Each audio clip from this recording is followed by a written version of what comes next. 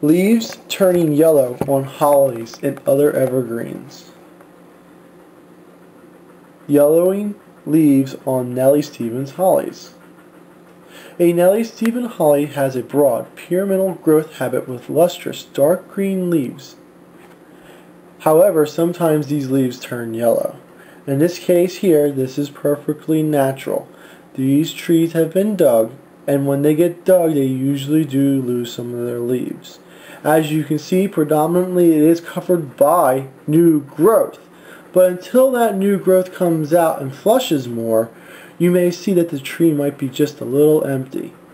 There is some of the old leaves that fall into the ground, but that's natural. And it kind of makes like a little bed around the trees. So don't be worried about that. It happens naturally.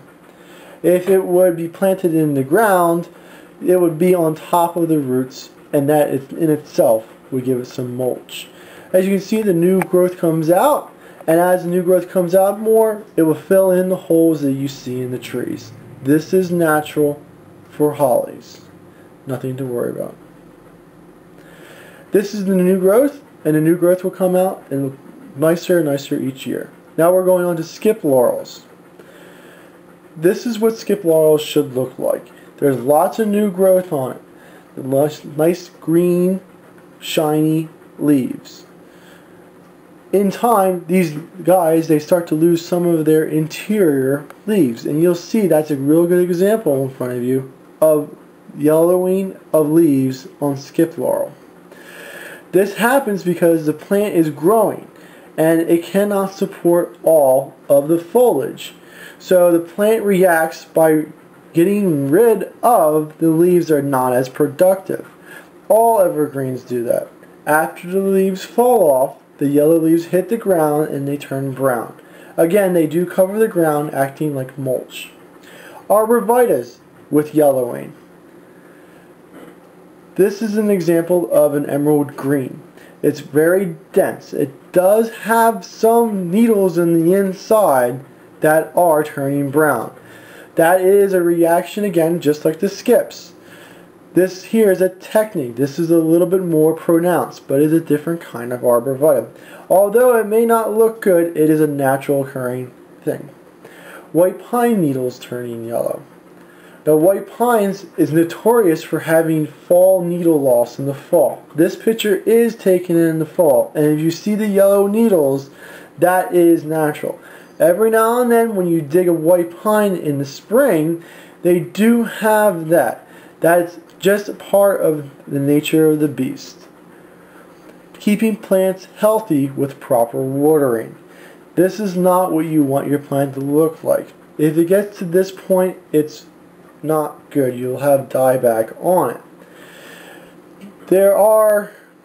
If you look at the two plants here, the one to the left is good, the one to the right is not good. The one to the right does not have enough water. We can tell that because of the leaf angle of it. You see how the leaves are drooping? That's not right. The leaves should be more erect. What we call in the nursery business is called the permanent wilting point. If it gets to the permanent wilting point, it will not be recovered with water. So, if you see it wilting, put a little bit of water on it, that will reverse it. What was wrong with this plant is that its water line fell off. It needs to be corrected. We just reattach the spike to the water, put it back onto the plant, and make sure it gets water. Because if it wilts too much, it gets to the point where it will not come back. So we might have to make sure it does not end up like this.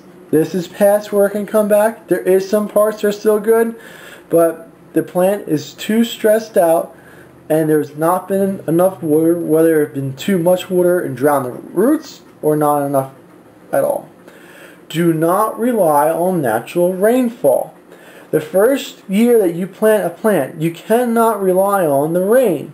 There's a couple reasons for that. First off is that if there's a light amount of rain, it may not get any water to the roots. The leaves may block it.